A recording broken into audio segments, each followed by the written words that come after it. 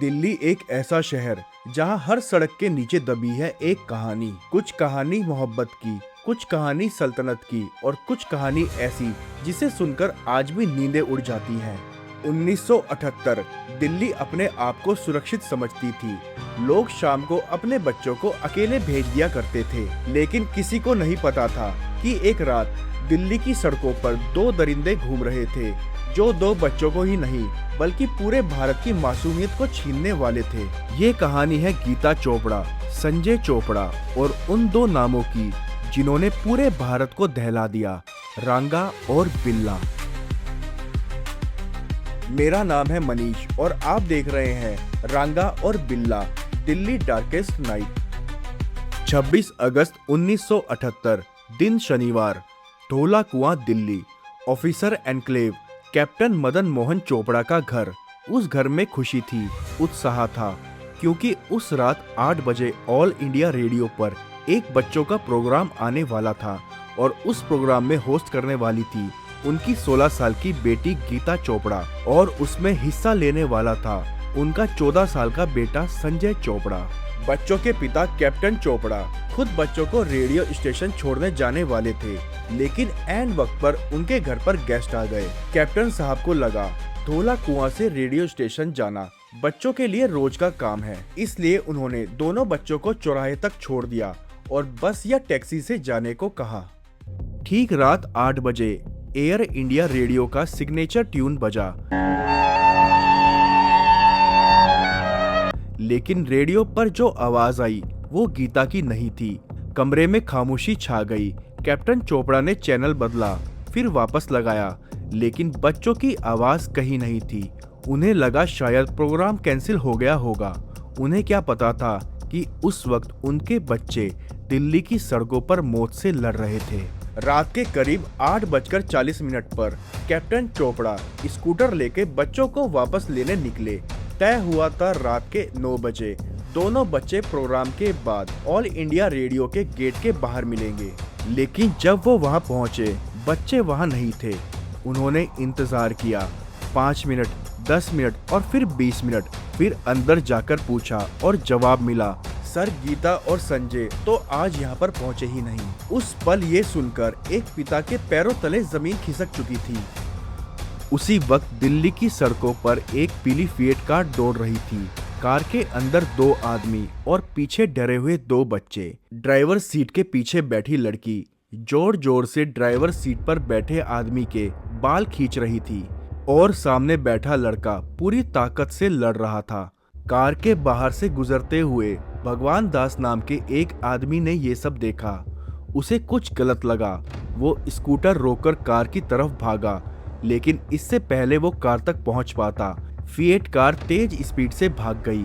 भगवान दास ने बस एक चीज याद रखी, कार का नंबर HRK 8930। उन्हें क्या पता था कि यही नंबर आगे चलकर इस केस की सबसे अहम कड़ी बनेगा। कैप्टन चोपड़ा के चौराहे पर छोड़ने के बाद गीता और संजय ऑल इंडिया रेडियो जाने के लिए लिफ्ट ढूंढ रहे थे। तभी एक फिएट कार उनके पास आकर रुकी। अंदर बैठे 2 आदमी मुस्कुराए, बैठ जाओ हम छोड़ देंगे। ये 2 आदमी थे कुलजीत सिंह उफ रंगा और जसबीर सिंह उफ बिल्ला। रंगा और बिल्ला के पास जो पीली फिएट कार थी वो चोरी की थी। ये कार दिल्ली के एक व्यक्ति अशोक शर्मा की थी। रंगा और बिल्ला पेशेवर अपराधी थे। उन्होंने कुछ दिन पहले ही ये कार दिल्ली के एक इलाके से चुराई थी। पकड़े जाने से बचने के लिए उन्होंने उस पर फर्जी नंबर प्लेट का इस्तेमाल किया। जैसा कि पुलिस की जांच में खुला, उन्होंने कार पर HRK 8930 और DHD 7034 जैसी कई फर्जी नंबर प्लेट बदल बदल कर लगाई थी। वो दोनों वहाँ किसी खास बच्चे को ढूंढने नहीं निकले थे, बल्कि वो दोनों शिकार की तलाश में थे। रंगा और बिल्ला का मकसद किसी अमीर बच्चे या व्यक्ति को अपहरण करना था, ताकि वो उनके परिवार वालों से मोटी रकम फिरौती के रूप में वसूल सके। वो गोल डाक खाना और धौला कुआं के उन इलाकों में चक्कर काट रहे थे जहां शाम के वक्त लोग सवारी का इंतजार करते हैं। जब उन्होंने गीता और संजय को देखा जो अच्छे कपड़े पहने हुए थे और अंग्रेजी में बात कर रहे थे, तो रंगा और बिल्ला को लगा ये किसी बहुत बड़े और अमीर खानदान के बच्चे हैं। उन्हें लगा इन बच्चों के बदले उन्हें लाखों रुपए मिल सकते हैं। उनकी मंशा कितनी खतरनाक थी इसका अंदाजा इस बात से लगाया जा सकता है कि उन्होंने पहले से ही कार में कुछ बदलाव किए थे। उन्होंने कार के पीछे वाले दरवाजे के अंदर वाले हैंडल पहले से ही निकाल दिए थे ताकि एक बार जो अंदर बैठ जाए वो अपनी मर्जी से बाहर ना निकल सके। उनके पास कार में पहले से ही तेजधार कृपाण और तलवार मौजूद थे। रंगा और बिल्ला मूल रूप से बॉम्बे के अपराधी थे। वहाँ उनके खिलाफ चोरी और लूटपाट के कई मामले दर्ज थे। बॉम्बे पुलिस की सख्ती से बचने के लिए वो दिल्ली भाग आए थे। दिल्ली उनके लिए नया इलाका था जहां उन्हें कोई नहीं पहचानता था, इसलिए उन्होंने यहां आते ही अपनी वारदात को अंजाम देना शुरू कर दिया। वो शाम को बस इस फिराक में थे कि वो किसी इंसान को उठाकर उसके बदले पैसे कमा सकें और दुर्भाग्य से संजय और गीता उनके हाथ लग गए। लेकिन उस रात वो कुछ और करने वाले थे, कुछ ऐसा जो पूरे देश को बदल देगा। वो सफर महज कुछ किलोमीटर का था, लेकिन उन मासूम बच्चों के लिए वो नर्क से भी बदतर था। जैसे ही गीता और संजय कार में बैठे, रंगा और बिल्ला ने कार की रफ्तार बढ़ा दी।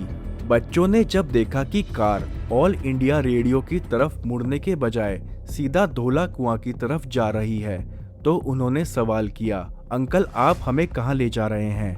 बिल्ला, जो गाड़ी चला रहा था, फौरन अपना रंग दिखाया और उसने बच्चों को गालियां देना शुरू किया। उसने पीछे मुड़कर बच्चों को चुप रहने की धमकी दी। बच्चे डरे हुए थे, लेकिन उन्होंने हार नहीं मानी। 1978 की उस शाम दिल्ली की सड़कों पर लोगों ने जो देखा वो रोंगटे खड़े कर देने वाला था।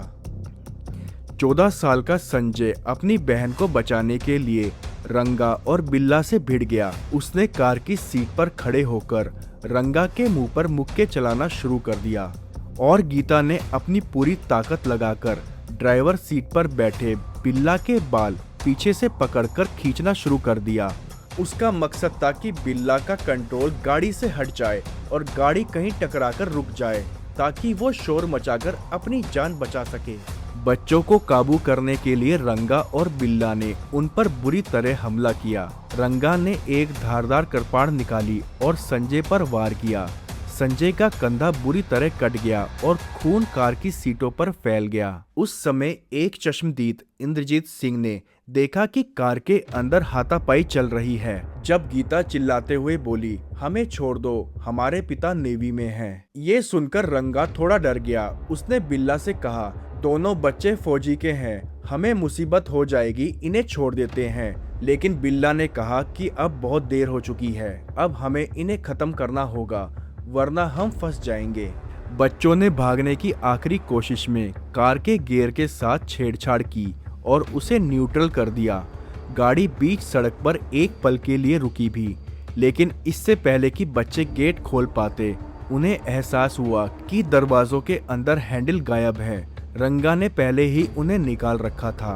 बिल्ला ने दोबारा गियर डाला और गाड़ी को पूरी रफ्तार से रिच के जंगलों की तरफ मोड़ दिया। और तभी वेलिंगटन हॉस्पिटल के पास इंद्रजीत सिंह नाम के आदमी ने वो कार देखी थी।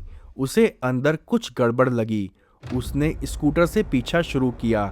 जब वो कार के बराबर आया, उसने देखा पीछे बैठा लड़का खून से लथपथ था। संजय ने खिड़की से अपना हाथ बाहर निकाला और खून से सने कंधे की तरफ इशारा किया और मदद मांग रहा था।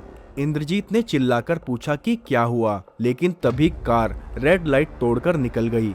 इंद्रजीत तुरंत पुलिस स्टेशन गया और रिपोर्ट लिखवाई, लेकिन वही पुराना जवाब मिला, ये मामला हमारे थाने का नहीं है। इसी 1 घंटे की देरी ने 2 जिंदगियों को छीन लिया। जब गाड़ी अपर रिज रोड बुद्धा गार्डन के पास के घने जंगल के इलाके में पहुंची, तो वहां रंगा बिल्ला ने गाड़ी रोकी। यहाँ से आगे जो हुआ वो इंसानियत इतिहास पर दाग है। रंगा संजय को गाड़ी से निकालकर घसीटकर झाड़ियों में ले गया। संजय आखिरी वक्त तक गिड़गिड़ाता रहा, मैंने तुम्हारा क्या बिगाड़ा है, मुझे क्यों मार रहे हो? रंगा के हाथ कांपने लगे तो बिल्ला ने उससे तलवार छीनी और संजय पर कई वार किए, जिससे उसकी मौके पर ही मौत हो गई। संजय को मारने के बाद दोनों गाड़ियों में वापस आए और गीता को झूठ बोला कि उन्होंने संजय को सुरक्षित छोड़ दिया है और दोनों ने गीता के साथ बारी बारी गलत काम किया। इतनी दरिंदगी झेलने के बाद भी गीता ने हिम्मत नहीं हारी। जब उसने देखा कि दोनों ने उसके भाई को मार डाला है, उसने वही तलवार उठाई और बिल्ला के सर पर जोरदार वार कर दिया। बिल्ला खून से लहूलुहान हो गया और इसी वजह से उसे हॉस्पिटल जाना पड़ा और जहां से इन दोनों को पकड़े जाने का रास्ता खुला। अंत में रंगा और बिल्ला ने मिलकर गीता पर तलवार से हमला किया और उसे भी मौत के घाट उतार दिया। कार के अंदर का वो सफर 45 मिनट से 1 घंटे का था। दोनों बच्चे कार के अंदर रोने और गिड़गिड़ाने के बजाय उन्होंने दोनों से फिजिकल फाइट करी। उन्होंने अपराधियों को जख्मी भी किया और कार का कंट्रोल बिगाड़ने की कोशिश की और लोगों का ध्यान अपनी ओर खींचने के लिए हाथ पैर मारे। उनकी यही हिम्मत थी कि पेशेवर अपराधी रंगा बिल्ला भी एक वक्त के लिए घबरा गए थे। दोनों बच्चों की हत्या करने के बाद रंगा और बिल्ला ने उनकी लाशों को रिज एरिया की घनी झाड़ियों में फेंक दिया। बिल्ला के सिर से खून बह रहा था जो गीता के वार से हुआ था। उन्होंने कार की सीट पर लगा बच्चों का खून साफ करने की कोशिश की।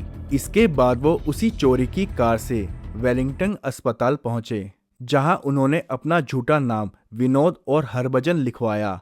यही उनकी सबसे बड़ी गलती साबित हुई, क्योंकि वहां मौजूद डॉक्टर और पुलिस कर्मियों ने उन्हें देख लिया था। जब 29 अगस्त को बच्चों की लाशें मिली तो पूरी दिल्ली सड़कों पर उतर आई।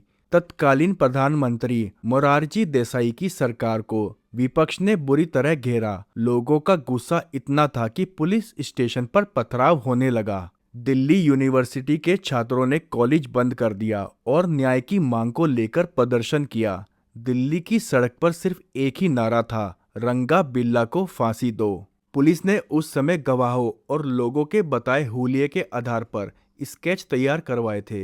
उस दौरान में आज जैसी सीसीटीवी या डिजिटल टेक्नोलॉजी नहीं थी, इसलिए पुलिस स्केच आर्टिस्ट की मदद लेती है। जिन लोगों ने अपराधियों को देखा था, जैसे रास्ते में कार देखने वाले या जिन लोगों ने बच्चों को संघर्ष करते देखा, उनसे चेहरे, बाल, मूंछ की जानकारी से हाथ से स्केच बनाया गया था। दोनों दिल्ली से भागकर आगरा और फिर वहां से बॉम्बे जाने की फिराक में थे।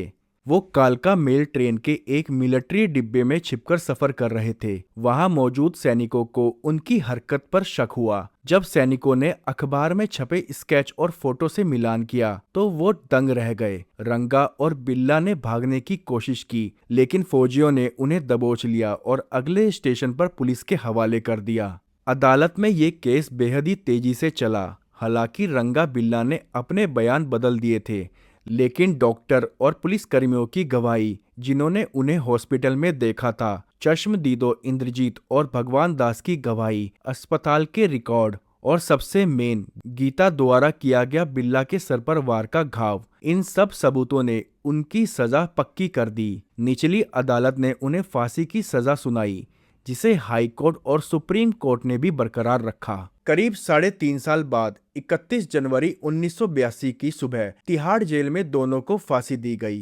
फांसी के तख्ते पर जाते समय बिल्ला खामोश था, पर रंगा बुरी तरह डरा हुआ था और अपनी जान की भीख मांग रहा था। फांसी के बाद जब डॉक्टरों ने चेक किया तो बिल्ला मर चुका था, लेकिन रंगा की पल्स अभी भी चल रही थी। कानूनन जब तक मौत ना हो जाए फंदे से नहीं उतारा जा सकता, इसलिए जल्लादों को रंगा के पैरों से लटकना पड़ा ताकि उसका दम निकल सके।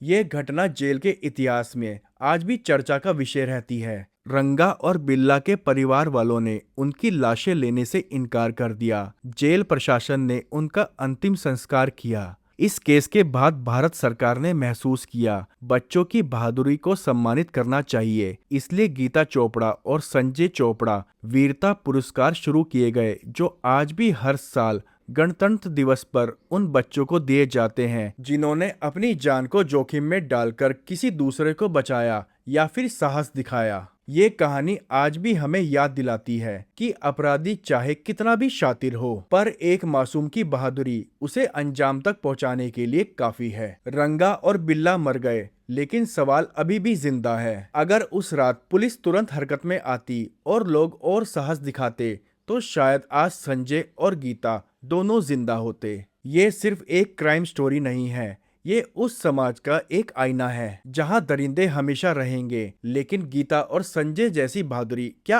आज भी बची है? गीता चोपड़ा और संजय चोपड़ा की बहादुरी आज भी भारत के इतिहास में अमर है। आपको ये वीडियो कैसी लगी और ऐसी ही क्राइम स्टोरी देखने के लिए हमारे चैनल को सब्सक्राइब कीजिए और वीडियो को लाइक कीजिए।